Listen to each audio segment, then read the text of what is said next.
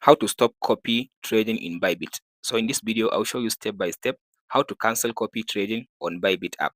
First step, after you open up the Bybit app, go to profile at the top left side. After you open your profile, scroll to down and go to all services. After you open the all services, now go to trade section, trade. After you go to trade, now go to copy trading.